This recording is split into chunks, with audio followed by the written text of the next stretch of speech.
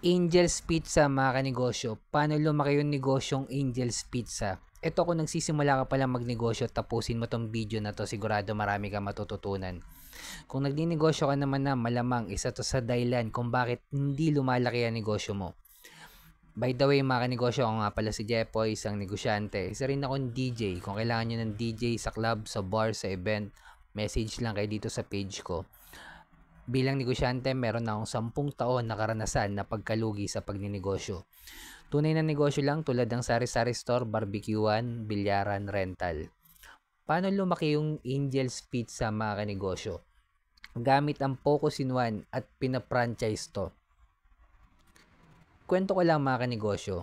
Nung nag-start ako mag-sari-sari store mga kanegosyo, hindi pa ako aware sa Focus in One, hindi pa ako aware sa scale up yung negosyo natin sa level 2 business model na applyan ng franchising, distribution, manpower, software, licensing.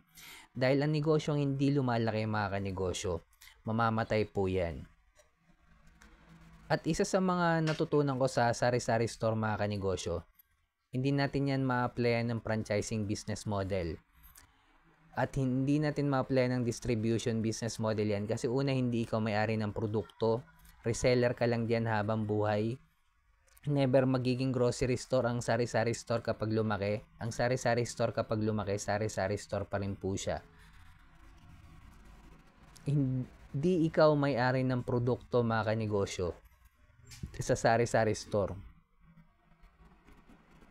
Hindi ikaw may-ari ng brand. Para maipa-franchise mo yung negosyo mo mga kanegosyo, tulad ng Angel's Pizza, una, dapat ikaw may-ari ng produkto tulad ng Angel's Pizza. Sila may-ari ng recipe tulad ng Angel's Pizza. Sila may-ari ng brand. Anong brand nila? Angel's Pizza. Focus in One. Focus lang sila sa pizza. Although ngayon may mga tinda na silang bago, pero nagsimula yan mga kanegosyo, yung Angel's Pizza lang. Pizza lang talaga yung tinda nila mga kanegosyo. At in-applyan ni Angel's Pizza ng system.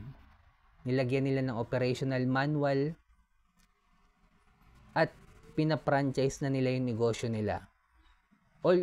Although, pag nagpa-franchise ka mga kanegosyo, magbabayad ka ng malaki sa consultant mga kanegosyo. At isa sa mga i-advise ng consultant sa'yo, kailangan mong mag-focus in one. Kung marami kang paninda, ang sasabihin sa'yo ng consultant, ma'am, sir, kailangan mo magbawas ng produkto. At sa mga nakikinig sa akin mga kanegosyo, huwag kayo yung magpa-franchise. Yung negosyo nyo yung ipa-franchise nyo mga kanegosyo. Paano? Focus ka lang sa isa, hanapin yung community ng mayaman, brandingan mo yan, dapat ikaw may-ari ng produkto, ikaw yung nag-create. At panghuli, dapat gumagawa na tayo ng original content mga kanegosyo. Kasama na sa trabaho natin yan bilang negosyante. Mapapansin nyo, karamihan ng mga negosyo ngayon, puro gumagawa na ng original content. Kaya dapat gumawa ka na rin ng sarili mong original content mga kanegosyo. Kaya kung nagsisimula ka pala magnegosyo, sikapin natin i-scale up yung negosyo natin sa level 2 business model, focus in one.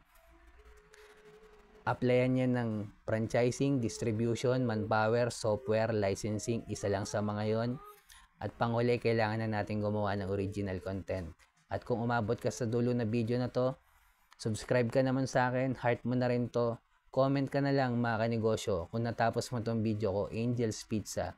At bilang negosyante, kung dumadanas tayo ng pagsubok or struggle, huwag natin kalimutan mag-pray kahit anong religion natin. Ingat tayong lahat. Peace.